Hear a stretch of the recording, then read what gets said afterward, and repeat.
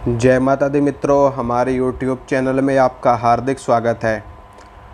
कई लोगों ने मुझसे ये प्रश्न पूछा है कि हम अगर किसी भी देवी देवता की कोई सिद्धि प्राप्त करते हैं या हम कोई भी साधना करते हैं या कोई चालीसा सिद्ध करते हैं या कोई स्तोत्र सिद्ध करते हैं या फिर कोई भी मंत्र सिद्ध करते हैं, चाहे वो शाबर मंत्र हो, चाहे वो वैदिक मंत्र हो, चाहे वो तंत्रोक्त मंत्र हो, तो उस सिद्धि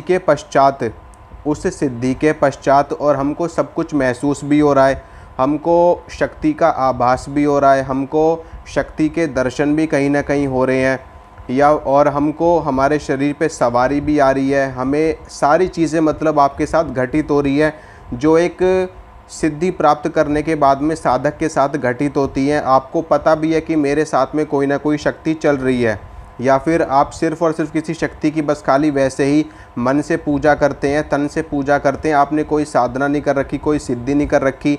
और ये जो प्रयोग मैं आपको बताने वाला हूँ ये कोई भी व्यक्ति कर सकता है। हाँ, अगर आप इस प्रयोग को करने से पहले थोड़ा सा जप कर लेते हैं तो इस प्रयोग में आपको अच्छी सिद्धता हासिल हो जाएगी। यानी कि जब आप ये प्रयोग करोगे तो इसका रिज़ल्ट आपको पूरा का पूरा 100% देखने को मिलेगा। ऐसा नहीं है कि आपने कभी भगवान का नाम तक नहीं लिया और आप ये प्रयोग करोगे और फिर बाद में बोलोगे कि मुझे प्रयोग में सफलता ही नहीं मिली। आप अगर थोड़ा सा जप कर लेते हो, थोड़ा सा मंत्र का जप कर लेते हो, या थोड़ा सा उस आराध्य देव के अपने जिनकी भी जो भी आपके इष्ट देव हैं या जो भी आपकी इष्ट देवी हैं, अगर आप उनका थोड़ा सा जप तप कर लेते हो, थोड़ा सा उनका पूजन पाठ इत्यादि कर लेते हो 2-4-10 दिन, और उसके बाद में आप ये प्रयोग करोगे तो आपको 100% रिज़ल्ट देखने को मिलेगा। तो ये जो मैं प्रयोग आपको बताने वाला हूँ, इस प्रयोग के प्रभाव से आपके प्रश्नों का उत्तर आपको प्राप्त हो जाएगा। कई लोगों ने कहा है कि हमें अगर कोई कुछ पूछना हो अपनी शक्ति से या फिर किसी भी देवी से या फिर किसी भी देवता से, हमें कोई प्रश्न करना है तो हम कैसे पूछें, उसके लिए हम क्या प्रयोग कर सकते हैं। पहले भी मैंने आपको कुछ एक प्रयोग बताए हैं और एक प्रयोग मैं आज भी आपको बताऊँगा। तो इस प्रयोग को करना है आपको किसी भी शुभ मुहूर्त में आप इसको कर सकते हो, नहीं तो आप शुक्ल पक्ष में किसी भी दिन आप इस प्रयोग को कर सकते हो। इस प्रयोग को करना कब है, देखिए, अगर आप भगवान शंकर से कुछ पूछना चाहते हैं तो उसके लिए आपको ये प्रयोग सोमवार के दिन करना है। अगर आप भगवान शिव से कुछ पूछना चाहते हो, भगवान शिव का दिन होता है सोमवार, मंडे का, तो आपको मंडे के दिन ये प्रयोग करना है। अगर हनुमान जी से कुछ पूछना चाहते हो तो ये प्रयोग आप मंगलवार को करोगे या फिर शनिवार को करोगे। अगर भगवान गणेश से कुछ पूछना चाहते हो तो ये प्रयोग आप करोगे बुधवार के दिन। अगर भगवान विष्णु से कुछ पूछना चाहते हो तो ये प्रयोग आप करोगे बृहस्पतिवार के दिन, गुरुवार के दिन या फिर थर्सडे के दिन। ठीक है।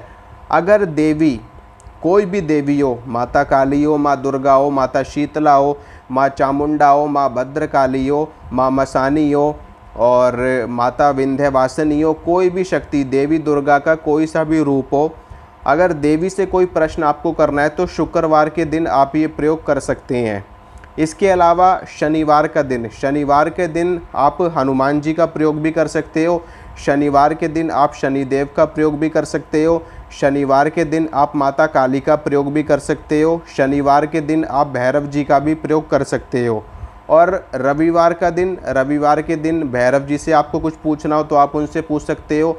माता गायत्री से अगर आप कुछ पूछना चाहते हैं तो माता गायत्री से भी आप कुछ ना कुछ पूछ सकते हो। और सूर्य देव से अगर आप कुछ पूछना चाहते हो, भगवान सूर्य से, तो उनसे भी आप पूछने के लिए रविवार के दिन ये प्रयोग करेंगे अपने प्रश्नों का उत्तर प्राप्त करने के लिए। अब प्रयोग क्या करना है वो मैं आपको बताता हूँ। देखिए, इस प्रयोग को करने के लिए जिस प्रश्न का उत्तर आपको चाहिए वो प्रश्न आपको भोजपत्र के ऊपर लिख लेना है। भोजपत्र के ऊपर आपको लिख लेना है जो भी आपके मन में प्रश्न हो। ज़्यादा से ज़्यादा 2 प्रश्न आप लिखना बस। ठीक है, ज़्यादा से ज़्यादा 2 प्रश्न लिखना, और ज़्यादा अच्छा रहेगा कि बस खाली एक ही प्रश्न आप लिखो एक बार में एक ही प्रश्न लिखो, या ज़्यादा से ज़्यादा 2 प्रश्न आप लिख लेना, इससे ज़्यादा मत लिखना। भोजपत्र के ऊपर लाल रंग की स्याही से या फिर अष्टगंध से आपको अपना प्रश्न लिखना है भोजपत्र के ऊपर। अगर आपको अष्टगंध की स्याही बनानी नहीं आती है तो आप कोई भी रेड कलर का पेन ले सकते हो, या फिर लाल रंग का स्केच ले सकते हो, या फिर लाल रंग की कोई भी स्याही आपके पास हो तो आप उसका भी इस्तेमाल कर सकते हो। तो उससे आप भोजपत्र के ऊपर अपना प्रश्न लिख दो। और सबसे पहले भोजपत्र के ऊपर जिस देवी या जिस देवता से आप ये प्रश्न करना चाहते हैं उस देवता का नाम आपको लिखना है। जैसे कि भगवान शिव, तो ऊपर आप ओम नमः शिवाय लिख सकते हो, या फिर जय शिव शंकर लिख सकते हो, जय शिव शंभू लिख सकते हो, जय भगवान शिव लिख सकते हो। उनका नाम आपको संबोधित करना है वहाँ पे, ठीक है। अगर देवी से कुछ आप पूछ रहे हो तो देवी का मंत्र आप लिख सकते हो, नवारण मंत्र आप लिख सकते हो, ओम एम ह्रीम क्लीम चामुंडाय विच्चे, या फिर जय माँ दुर्गा, जय माँ कालका, जय माँ शीतला, जय माँ विंध्यवासिनी। या फिर भगवान गणेश से पूछ रहे हो तो वहाँ पर आप ओम श्री गणेशाय नमः, ओम गंग गणपतये नमः, या फिर जय भगवान गणेश। हनुमान जी से पूछना है तो जय बजरंग बली, जय बालाजी महाराज, जय पवन पुत्र, या फिर उनका मंत्र आप लिख सकते हो ओम हनुमान बरस 12 का जवान, हाथ में लड्डू मुख में पान, ये वाला मंत्र आप लिख सकते हो। ओम श्री हनुमतये नमः लिख सकते हो, ओम श्री ओम हंग पवन नंदनाय स्वाहा, ये वाला मंत्र आप लिख सकते हो।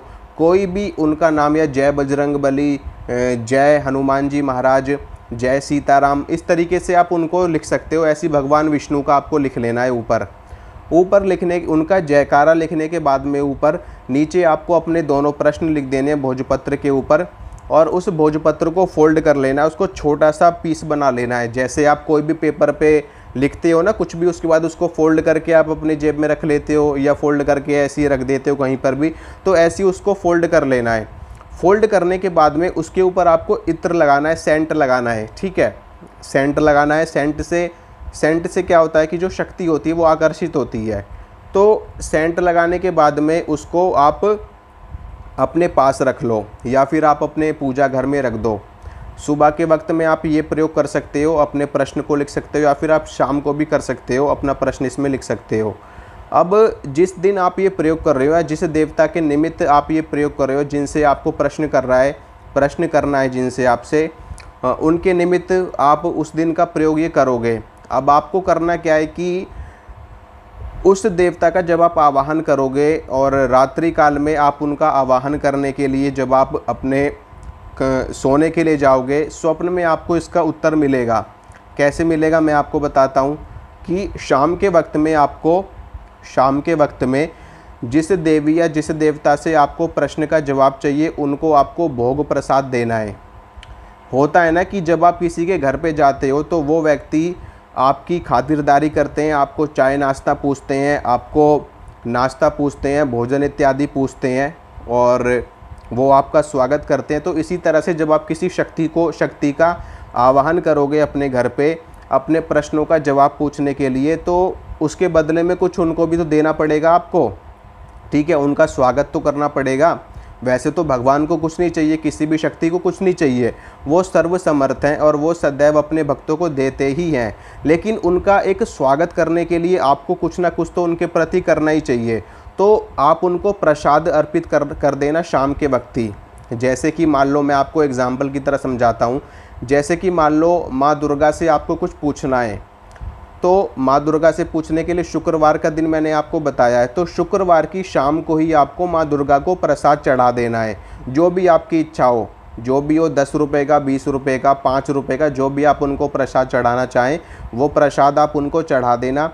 और इस बात का भी ध्यान रखना कि जिस दिन आप ये प्रयोग करोगे उस दिन आपको कोई भी नॉन वेजिटेरियन चीज़ नहीं खानी पीनी है, ठीक है, अंडा, मीट, शराब, ये सारी चीज़ें आपको उस दिन नहीं करना है।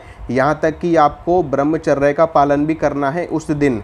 जैसे कि माँ दुर्गा से कुछ पूछना है आपको, तो फ्राइडे के दिन आपको ना तो अंडा, मीट, शराब ये सारी चीज़ें खानी है, ना ही आपको फ्राइडे के दिन ब्रह्मचर्य खंडित करना है अपना। चाहे आप शादीशुदा हो, चाहे आप शादीशुदा ना हो, अपना ब्रह्मचर्य खंडित आपको नहीं करना है। शुक्रवार के दिन शाम के वक्त माँ दुर्गा को प्रसाद चढ़ा देना है। और अपनी जो ये भोजपत्र वाली पर्ची है ये भी आपको बना लेनी है शाम के वक्त। ये पर्ची भी शाम को मंदिर में आपको माता के सामने अर्पित करना है अपना प्रश्न, और वो प्रसाद भी आपको माता को चढ़ा देना है शाम के वक्त में। और ये भोजपत्र उनके चरणों में अर्पित कर देना है इत्र लगा करके, ठीक है। उसके बाद में उनसे प्रार्थना करनी है हाथ जोड़ करके, हे महादेवी, हे ब्रह्मांड स्वामिनी, हे राजराजेश्वरी, मेरे ये 2 प्रश्न हैं और इन 2 प्रश्नों का उत्तर मैं स्वप्न में पता करना चाहता हूँ। आपसे मेरी विनती है, आपसे मेरा निवेदन है, आप मुझ बालक पर कृपा करिए और मेरे इन 2 प्रश्नों का उत्तर मुझे स्वप्न के माध्यम से प्रदान करिए। इतना आपको उनसे प्रार्थना कर लेनी है, उनसे कह देना है और बता देना आप उनको कि मैंने अपने दोनों प्रश्न इस पर्ची में लिख दिए हैं, आप इन दोनों प्रश्नों का उत्तर मुझे स्वप्न में बताइए। उसके बाद में आपको रात को सो जाना है आराम से, ठीक है। अगर आप अकेले सो सको रात को तो बहुत ही ज़्यादा बेहतर है, नहीं तो आप साथ में भी सो सकते हो, कोई ऐसी दिक्कत वाली बात नहीं, लेकिन आपको ब्रह्मचर्य का पालन करना है रात्रि काल में, तो आपको सो जाना है रात को।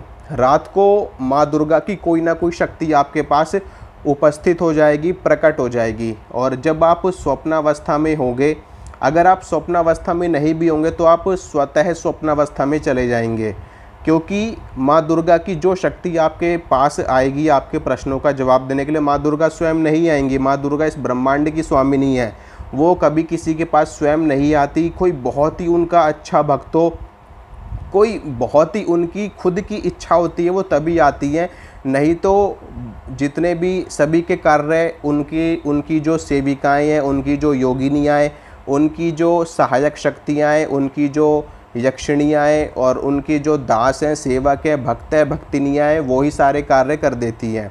माँ दुर्गा को आने की आवश्यकता ही नहीं पड़ती, क्योंकि वो इस ब्रह्मांड की महारानी है, वो इस ब्रह्मांड की सर्वोच्च शक्ति है।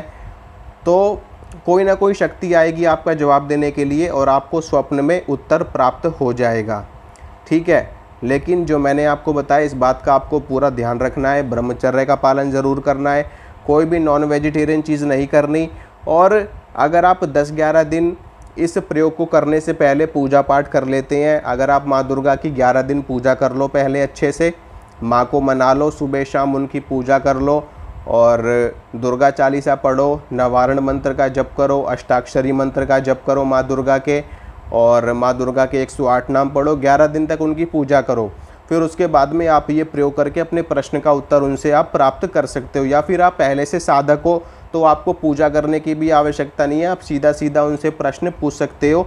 ये पूजा उनके लिए है जिन्होंने कभी भी ईश्वर की आराधना ना करी हो, जिन्होंने कभी भी भगवान की पूजा ना करी हो, जिन्होंने कभी भी भगवान को ना माना हो, या फिर वो कभी भी पूजा पाठ ना करते हो, तो उनके लिए है।